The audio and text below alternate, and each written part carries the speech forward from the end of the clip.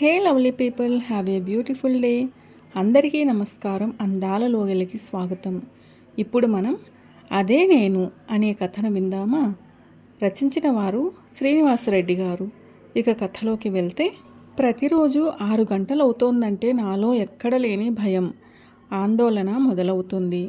ఆ సమయానికి నా ఒక్కగానొక్క కొడుకు ఆఫీసు నుంచి ఇంటికొస్తాడు. అదే సమయానికి నా కోడలు నా కొడుక్కి ఎదురెళ్ళి గుమ్మంలోనే ఉన్నవి లేనివి చాడీలు చెప్పటం గత 6 నెలలుగా రివాజుగా మారింది. ఆ రోజు కూడా ఎప్పట్లానే నా కొడుకుకు అలా గుమ్మంలో అడుగు పెట్టాడో లేదో, కోడలు వాకిట్లోనే నిలేసి, ఏవండి, ఈరోజు అటో ఇటో తేలిపోవాలి. ఉంటే ఇంట్లో మీ నాన్న ఉండాలి, లేదా నేను నా పిల్లలన్నా ఉండాలి. ముందు ఏ విషయం తేల్చి అప్పుడు కానీ లోపలికి రండి అంటూ గుమ్మానికి అడ్డంగా నిలబడింది. ఏం జరిగింది ఈరోజు మళ్ళీ? రోజు ఉండే గొడవేగా అని విసుక్కుంటూ అడ్డంగా నిలబడ్డ కోడల్ని తోసుకుంటూ లోపలికి వచ్చాడు మావాడు.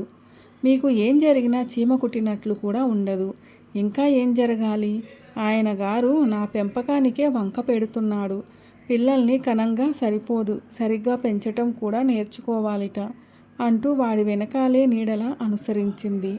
హాల్లో నన్ను చూడగానే, నాన్న, వేళకు ఇంత పెడుతోంది కదా, తిని మీ పనేదో మీరు చేసుకోవచ్చు కదా, ఒకవేళ తోచకపోతే ఏ గుళ్ళోనో కాలక్షేపం చేసి రావచ్చు కదా, నా ముఖం మీదే అనేసి వాడి గదిలోకి దారి తీశాడు.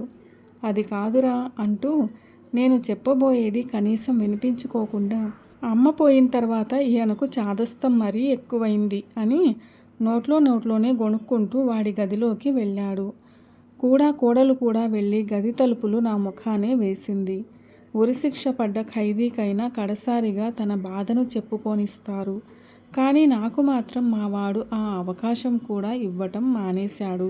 6 నెలలుగా ఆలనా పాలనా లేకపోవడంతో ఇంటి ముందంతా చెత్తాచెదారంతో, పిచ్చి మొక్కలతో నిండిపోయి తెలుగు సినిమాల్లో చూపించే దెయ్యాల కుంపలా ఉంది. మొలకి కట్టుకున్న తాళం చెవితో సింహద్వారానికి వేసిన తాళం తీయాలని ప్రయత్నించినా బాగా తుప్పు పట్టి ఉండటంతో రానని మొరాయిస్తోంది. తాళం కప్ప మంచిదే కానీ తుప్పు పట్టి ఉండటంతో, ముసలి ముండా కొడుకుని కదా, నా శక్తి చాలట్లా. నా కోడలు కూడా అంతే. మనిషి మంచిదే కానీ బుద్ధి అంతా తుప్పు పట్టిపోయింది. ఆవిడ మార్చటం నా వల్ల కాదు. ఏ మాస్టారు, ఏంటి ఇబ్బంది పడుతున్నారు అంటూనే పడుతున్న తిప్పలు చూసి మా ఊరి పోస్ట్ మ్యాన్ తన సైకిల్ దిగి నన్ను సమీపించాడు. సైకిల్ స్టాండ్ వేస్తూ, ఏంటి మళ్ళీ మనూరు రానని చెప్పి వెళ్ళారు, 6 నెలలు తిరగకుండా అడ్రస్ దొరకని ఉత్తరంలా తిరిగొచ్చారు అంటూ నా దగ్గరకొచ్చాడు. ఇవ్వండి ఆ తాళం అంటూ నా సమాధానం కోసం కూడా ఆగకుండా చేతిలోని తాళం తీసుకుని బలంగా తిప్పాడు. ఆ దెబ్బకు పటపటమంటూ తుప్పంతా రాలిపోయి తాళం తెరుచుకుంది. మా కోడలి బుర్రలోని తుప్పు కూడా ఎవరన్నా ఇలా వదల్చగలిగితే మనోకవటాలు తెరుచుకుంటాయి. మా వాడెప్పుడు ఆ పని చేస్తాడో అని ఆలోచనలో ఉండగా, ఏంటి మాస్టారు అక్కడే ఆగిపోయారు, లోపలికి రండి అనే పిలుపుతో ఈ లోకంలోకి వచ్చాను. ఇల్లంతా దుమ్ము కొట్టుకుపోయింది మాస్టారు. ఇదంతా శుభ్రం చేయాలంటే మీ ఒక్కళ్ళ వల్ల కాదు. నేను ఎటూ రాయుడి గారింటికి వెళ్తున్నా. ఆయనతో మాట్లాడి ఓ 4 మనుషుల్ని పంపిస్తా. అప్పటిదాకా మీ పడక కుర్చీలో విశ్రాంతి తీసుకోండి అంటూ నట్టింట్లో ఓ పక్కన ఉన్న నా పడక కుర్చీ తీసుకొచ్చి దుమ్ము దులిపి వసారాలో వేశాడు. మాస్టారు, ఎన్నింటికి బయలుదేరారో ఏమిటో, ఏమన్నా తిన్నారా? నేను మాట్లాడేలోపే మా వాడి చేత క్యారియర్ పంపిస్తా. మొహమాట పడకుండా తినండి, మీ శిష్యుడు మిమ్మల్ని చూసినట్టు కూడా ఉంటుంది అంటూ నా సమాధానం కోసం ఎదురు చూడకుండా సైకిల్ ఎక్కి రువ్వున రాయుడు గారింటి వైపు వెళ్ళిపోయాడు. వసారాలో వేసిన పడక కుర్చీని చూస్తుంటే రాజుగారి సింహాసనంలా ఉంది. అందులో కూర్చుని ఆ దారంట వచ్చిపోయే వాళ్ళని పలకరిస్తూ వాళ్ళంతా మాస్టర్ అనే గౌరవంతో నమస్కార బాణాలతో నన్ను చిత్తు చేస్తుంటే ఏనుగు అంబారీ ఎక్కినంత ఆనందంగా ఉండేది. ఆ రోజులే వేరు అనుకుంటూ పడక కుర్చీలో చిన్నగా మేను వాల్చాను. అలవాటు తప్పిందేమో, కిర్రుమంటూ పడక కుర్చీ సన్నగా మూలిగి మళ్ళీ సర్దుకుంది. బహుశా పాత వాసనలు గుర్తుకొచ్చాయేమో, బస్సులో వెనక సీటులో కూర్చుని వచ్చానేమో, బస్సు కుదుపులకు ఒళ్ళంతా పులిసిపోయింది. ఎప్పుడు నిద్ర పట్టిందో నాకే ఒళ్ళు తెలియలేదు. అలాగే నిద్రపోయాను పడక కుర్చీలో. మాస్టారు అన్న పిలుపుతో మంచి నిద్రలో ఉన్నవాణ్ణి కాస్త మెల్లగా కళ్ళు తెరిచాను. ఎదురుగా పోస్ట్మ్యాన్ కొడుకు వాసు క్యారియర్ పట్టుకుని నిలబడి ఉన్నాడు. సాయంత్రానికల్లా పనంతా అయిపోవాలి, ఇల్లు అద్దంలా మెరిసిపోవాలి అన్న మాటలు చెవుల్లో పడటంతో పడకుర్చీ వెనుకున్న కిటికీలో నుంచి ఇంట్లోకి తొంగి చూశాను. ఎప్పుడొచ్చాడో ఏమో పోస్ట్మ్యాన్. రాయుడు మనుషుల చేత ఇల్లు శుభ్రం చేయిస్తున్నాడు. ఏరా వాసు, ఎలా చదువుతున్నావు అంటూ నన్ను చూస్తూ బెదురుగా దూరంగా నిలబడ్డ వాసును దగ్గరకు రమ్మని సైగ చేశాను. నా మాట విని నేను మేల్కొన్నానని తెలిసి, వాడి మొహం చదువు మాస్టారు, ఎప్పుడు సెల్ ఫోన్లో ఏవో ఆటలాడుతుంటాడు, చెబితే వినడు, మీరన్నా గట్టిగా చెప్పండి, మా మాటంటే వినడు, మీ మాటంటే వీడికి వేదం అని వాసు చేతిలో క్యారియర్ తీసుకుని మాస్టారికి మంచినీళ్లు పట్టుకురా అంటూ వసారా అరుగు మీద విస్తరిపరిచాడు. స్వామి ఉరఫ్ మా ఊరి పోస్ట్మ్యాన్. అమ్మాయి దివ్య, పిల్లలిద్దరూ ఎప్పుడు చూసినా ఆ సెల్ ఫోన్తోనే గడుపుతున్నారు. గమనిస్తున్నావా అన్నాను కాఫీ గ్లాసు అందిస్తున్న కోడలు పిల్లతో. తెలుసులే మావయ్య, మీరేం ఆందోళన పడకండి. ఈ రోజుల్లో టెక్స్ట్ బుక్స్లో కన్నా ఇంటర్నెట్లోనే ఎక్కువ విషయాలు తెలుస్తున్నాయి. అందుకే సెల్ ఫోన్లు కొనిచ్చాం ఇద్దరికీ అని తేల్చి పారేసింది. అది కాదమ్మా, అంతసేపు సెల్ ఫోన్తో గడిపితే కళ్ళు పాడవటమే కాక ఏకాగ్రత, జ్ఞాపక శక్తి తగ్గిపోతాయని మొన్నెక్కడో పేపర్లో చదివాను అన్నాను. వాళ్ళు అలాగే రాస్తారు మావయ్య. అయినా మీ మనవడు మనవరాలి జ్ఞాపశక్తికి ఇప్పుడొచ్చిన ప్రమాదమేమీ లేదు. కావాలంటే చూడండి.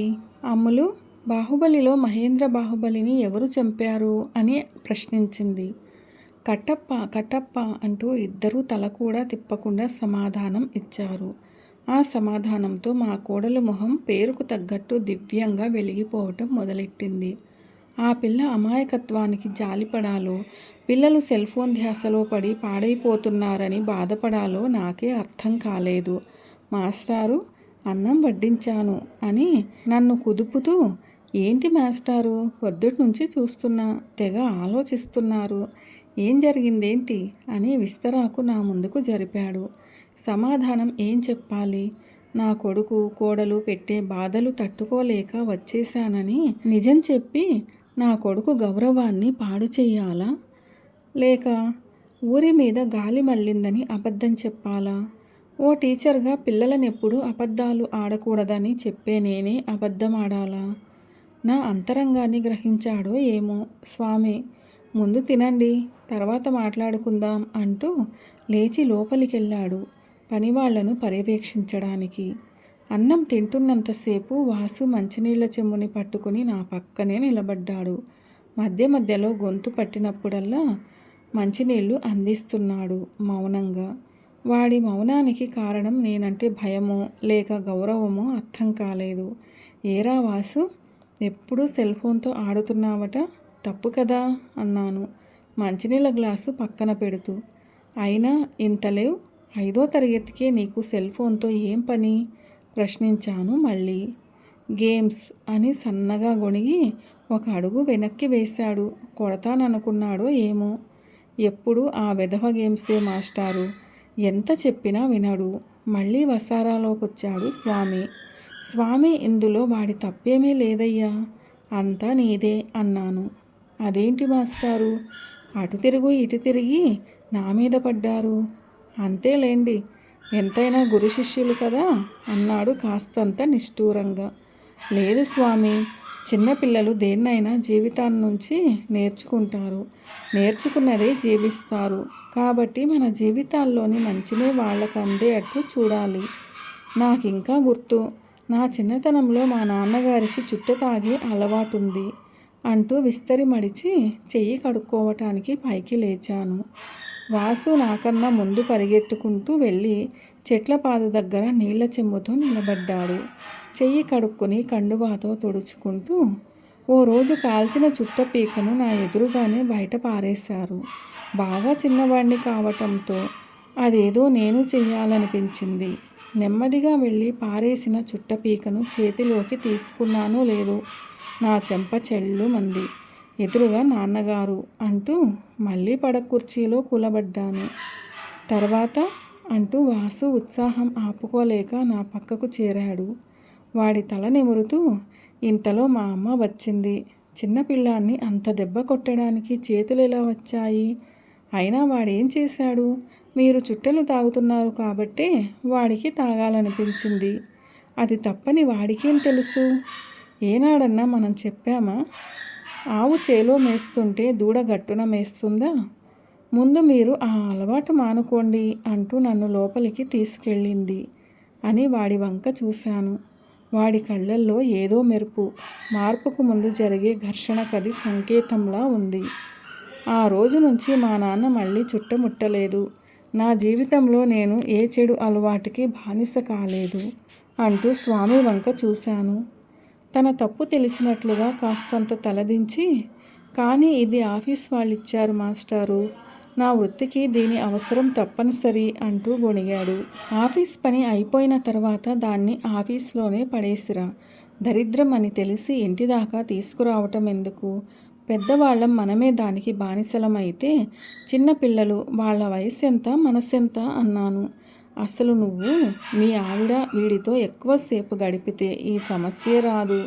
తల్లిదండ్రుల ఆదరణ దొరకకే పిల్లలు వేరే మార్గాలు ఎంచుకుంటున్నారు అని నిజం కొంత నిష్ఠూరమైన చెప్పక తప్పదు కాబట్టి చెప్పాను. అవును మాస్టారు, నాకింకా గుర్తు. మీరు స్కూల్ అయిపోయిన తర్వాత కూడా సాయంత్రపు వేళల్లో మీరు అమ్మగారు కలిసి ఊళ్ళో పిల్లలందరినీ పోగేసి మంచి మంచి కథలు చెబుతూ సరదా ఆటలు నేర్పుతూ ఉండేవాళ్ళు. ఇవాళ ఆ ఓపికలు ఎవరికున్నాయి మాస్టారు? నేను తిరిగి తిరిగి అలసిపోయి ఇంటికొస్తా. మా ఆవిడకి ఆ టీవీ సీరియల్స్ తప్ప ఇంకొకటి పట్టదు అనే నిజాన్ని ఒప్పుకున్నాడు. తప్పదయ్యా, మన జీవితాల్లో పిల్లలకు కాస్తంత చోటివ్వాలి. లేకపోతే వాళ్ళ జ్ఞాపకాల్లో మనం మిగలం అంటూ కళ్ళు మూసుకున్నా. ఇంట్లో కన్నా రానివ్వు, వీధిలోనే నిలబెట్టేశావు వాళ్ళని. నీకొక్కదానికే వాడి మీద ప్రేమ ఉందని తెలియాలనా అంటూ ఊరి నుంచి వస్తున్న మా అబ్బాయి కోడలు మనవళ్ళకి ఎదురెళ్ళి మా ఆవిడ్ని ఉడికించాను. అవును నాన్న, మీ మీద అమ్మకొక్కదానికే ప్రేమ ఉంది. మీకు కూడా ఉంటే రిటైర్ అయినా ఇంకా ఈ పల్లెటూరుని పట్టుకుని వేలాడతారా అంటూ లోపలికొచ్చాడు మావాడు. అలవాటు పడ్డ ప్రాణం కదరా. చూడు, రిటైర్ అయిన ఎంతమంది పిల్లలో నా చుట్టూ. వీళ్ళందరినీ వదిలి ఎలా రాను అన్నాను అనునయంగా. అంతేలేండి, ఊళ్ళో వాళ్ళ పిల్లలను మాత్రం ఉద్ధరిస్తారు, మా పిల్లలను మాత్రం మీరు పట్టించుకోరు అంటూ నా పక్కన చేరాడు మావాడు. ఇవాల్టికి చాలు గాని ఇక ఇళ్ళకు వెళ్ళండి అని నా చుట్టూ ఉన్న పిల్లల్ని తోలేసింది మా ఆవిడ. అవును మామయ్య గారు, మీరు అత్తయ్య గారు కూడా మాతో ఉంటే మీ మనవళ్ళని మీ అబ్బాయంత చేయొచ్చు కదా అంది కోడలు కూడా ఎదురుగా కూర్చుంటూ. అయినా నువ్వు ఉన్నావు కదమ్మా పిల్లల్ని చూసుకోవటానికి. ఓపికన్నంత వరకు ఏదో నాకు తోచింది ఈ సమాజానికి సహాయం చెయ్యాలన్నదే నా కోరిక. ఎందుకంటే ఈ ఊళ్ళో వాళ్ళు ఇన్నాళ్ళు నాకే లోటు లేకుండా చూసుకున్నారు. మరి వాళ్ళ రుణం తీర్చుకోవాలి కదా అన్నాను కళ్ళజోడు తుడుచుకుంటూ. అయినా ఎన్నిసార్లు చెప్పాను, మీ పిల్లల్ని ఇక్కడ వదిలేసి వెళ్ళండి, మేం చూసుకుంటామని అంది మా ఆవిడ వంటింట్లో నుంచి. నిజమేననుకోండి అత్తయ్య, కానీ పట్నంలో ఇంగ్లీష్ మీడియం స్కూల్స్ ఉంటాయి కదా అంది గడుసుగా కోడలు పిల్ల. అదంతా నాకు తెలియదమ్మా. ఈసారి పిల్లల్ని ఇక్కడే వదిలి మీరన్నా వెళ్ళండి, లేదా మీ నాన్నను వదిలి నేనన్నా వచ్చేస్తా అంటూ నా వైపు చూసింది. ఏ నిమిషాన ఆ మాట అన్నదో మా ఆవిడ. పండగకి వచ్చిన పిల్లలు తిరిగి వెళ్ళకముందే నన్ను వదిలేసి శాశ్వతంగా వెళ్ళిపోయింది. దశదిన కార్యక్రమాలని పూర్తి చేయటానికి మా వాడు మరో 15 రోజులు సెలవు పెట్టాడు. ఈ 20 రోజుల్లో మా ఆవిడ దూరం అవ్వటం, తాతయ్య అంటూ మనవడు మనవరాలు నా చుట్టూ తిరుగుతూ ఉండటంతో మా ఆవిడ మీద ప్రేమ వాళ్ళ మీదకు వెళ్ళింది. సెలవులు పూర్తయి వెళ్తూ, మీరొక్కరే ఇక్కడ ఎందుకు నాన్న, మాతో వచ్చేయండి అన్న మా వాడి మాటను తీసేయలేకపోయాను. కొన్నాళ్ళు వాతావరణం మారితే నేను కూడా మా ఆవిడ మీద ఉన్న దిగులు నుంచి బయటపడగలుగుతానని సరే అన్నాను. మాస్టారు, ఇల్లంతా శుభ్రం చేశారు. అద్దంలా మెరిసిపోతోంది. ఓసారి లోపలికి రండి అన్న అరుపులాంటి పిలుపుతో మెలకువ వచ్చి ఈ లోకంలోకి వచ్చిపడ్డా. లోపలికెళ్ళి చూద్దును కదా, అద్దంలా కడిగి పెట్టారు. చాలా సంతోషం వేసింది.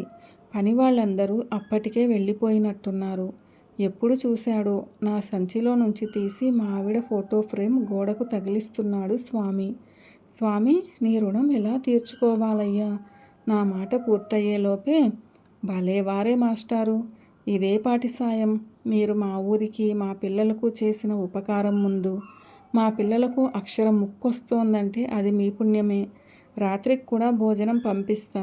ఈ పూటకు వంట గింట ఏం పెట్టుకోకుండా విశ్రాంతి తీసుకోండి అంటూ తన కొడుకుతో సైకిల్ దగ్గరకు వెళ్ళాడు. స్వామి తన కొడుకుతో నిష్క్రమించాక ఇల్లంతా బోసిపోయినట్లయింది. మా ఆవిడ ఉన్నప్పుడు ఇదే ఇల్లు 10 మంది పిల్లలతో 2-3 పనివాళ్లతో కలకలలాడుతూ ఉండేది. ఆ కళ, గౌరవం, గొప్పతనం ఆవిడతోనే పోయాయి. ఎంతైనా ఆడది బతుకున్నంత వరకే మగవాడికి గౌరవం. కానీ ఆ ఆడదానికి మగవాడు మాత్రం గౌరవం ఇవ్వడు. భర్త చనిపోతే భార్య బతకగలదు, కానీ భార్య చనిపోతే భర్త మాత్రం బతకలేడు అనే సత్యం మా ఆవిడ పోయిన తర్వాత కానీ తెలిసి రాలేదు నాకు. అమ్మాయి దివ్య, నీ సీరియల్స్ గోల నీదే, కానీ పిల్లలిద్దరూ ఏం చేస్తున్నారో గమనిస్తున్నావా అని టీవీ సీరియల్లో పీకలోతులో మునిగిపోయిన కోడలి ఏకాగ్రతకు అడ్డు రావటంతో, ఏం జరిగింది మావయ్య అంటూ టీవీ ముందు నుంచి కదలకుండానే అడిగింది. వాడు చూస్తే క్రికెట్ మ్యాచ్ అంటూ పొద్దుననగా వెళ్ళాడు. అమ్మాయి చూస్తే ఎవరో ఫ్రెండ్స్ వచ్చారని వాళ్ళతో పొద్దున్నుంచి గదిలోనే కంప్యూటర్లో ఏవో సినిమాలు చూస్తూ గడుపుతోంది. అసలు వాళ్ళ గురించి పట్టించుకోవా అని విసుక్కున్నాను. రాత్రి భోజనాల దగ్గర మొగుడు పెళ్ళాల గుసగుసలు సన్నగా వినపడుతున్నాయి. అబ్బబ్బా, మీ నాన్నతో చచ్చిపోతున్నాను. ఆయన కన్నీ తప్పులే. పిల్లలేదో కాస్తంత వాళ్ళ స్నేహితులతో గడిపితే అది కూడా భరించలేకపోతున్నారు అంటూ నా మీద చాడీలు చెప్తోంది కోడలు. వాటిని ఖండించకపోగా మౌనంగా తలాడిస్తూ వింటున్నాడు మావాడు. మనవడు మనవరాలు నా కళ్ళెదుట చెడిపోతుంటే నా మనసుండబట్టలేకపోయింది. పిల్లలు చెడిపోతున్నారంటే ఇంటి దగ్గర తల్లిదండ్రులు, బడిలో ఉపాధ్యాయులే కారణం. పెద్దవాళ్ళం మనమే టీవీ సీరియల్స్, సెల్ ఫోన్లను వదిలి ఉండలేకపోతే చిన్నపిల్లలు వాళ్ళు మాత్రం ఎలా ఉండగలరు?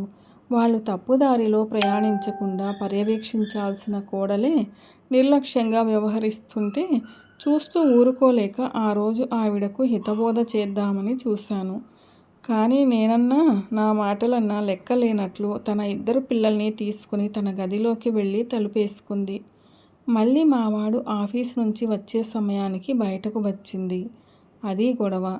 ఒకప్పుడు ఊళ్ళో వాళ్ళ పిల్లలను చేరదీసి వారిని సరిదిద్దుతుంటే మా పిల్లలని ఎందుకు మీరు పట్టించుకోరు అని నిష్ఠూరాలాడిన కోడలు, కొడుకు ఈరోజు వారి గురించి ఆలోచిస్తుంటే వద్దు పొమ్మంటున్నారు. ఎందుకు? అప్పుడు అదే పల్లెటూళ్ళలో అదే నేను అందరి చేత కీర్తించబడుతూ, మరి ఇప్పుడు ఇక్కడ అదే నేను వీళ్ళ చేత తులనాడబడుతూ, ఏమిటి తేడా? తేడా వల్ల మనిషి అవసరం, మనిషి మీద గౌరవం. అక్కడ ఆ పల్లెటూళ్ళలో నా అవసరం ఇంకా ఉంది, అందుకే నేనంటే గౌరవం. ఇక్కడ నా అవసరం ఉన్నా అది గుర్తించే స్థితిలో వీళ్ళు లేరు. అది గుర్తెరిగేసరికి జీవితాలు చేజారిపోతాయి. గౌరవం ఉన్న చోటే ఏ మనిషైనా మనుగడ సాగించటం మంచిది. ఆ తరువాతే బంధాలు, అనుబంధాలు, సిరి సంపదలు అన్న ఆలోచన రాగానే ఇక అక్కడ ఒక్క క్షణం ఉండాలనిపించలేదు. ఎక్కడైతే నా అవసరం ఉందో అక్కడే నా శేష జీవితం గడపాలని నిర్ణయించుకున్నా. శ్రీనివాసరెడ్డి గారు రచించిన అదే నేను అనే ఈ కథ ఎలా అనిపించింది మీకు? నచ్చిందా? నచ్చినట్లయితే వీడియోను లైక్ చేయండి, మీ ప్రియమైన వారందరికీ షేర్ చేయండి. అలాగే మన ఛానల్ను సబ్స్క్రైబ్ చేసుకోవడం అస్సలు మర్చిపోవద్దు. వీడియోను చివరిదాకా చూసి కథను పూర్తిగా విన్నందుకు ధన్యవాదాలు. ఈ కథపై మీ విలువైన అభిప్రాయాలను కామెంట్ సెక్షన్లో తప్పకుండా తెలియచేయగలరు. ఇలాంటి మరిన్ని మంచి కథల కోసం స్టే ట్యూన్. అందాల లోగిలి. See you all in another video. Till then, keep smiling and be happy. A very special thanks to the story writer Srinivasa Reddy garu for this wonderful and amazing story. అదే నేను.